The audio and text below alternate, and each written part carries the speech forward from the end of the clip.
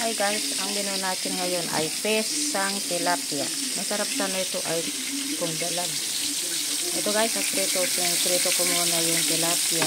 And then, mag-isa ko ng bawang, sibuyas, and garlic.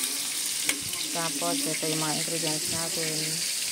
Ketchup and repolyo at meron patatas. And then, lagay na natin.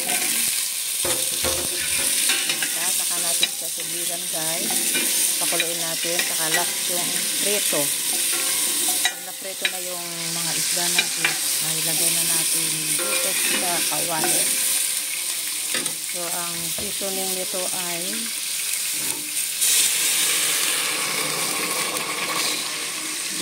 salt lang guys or patis. Yan. Pakuluin natin siya hanggang lumambot. And then, ilagay na natin isang prito.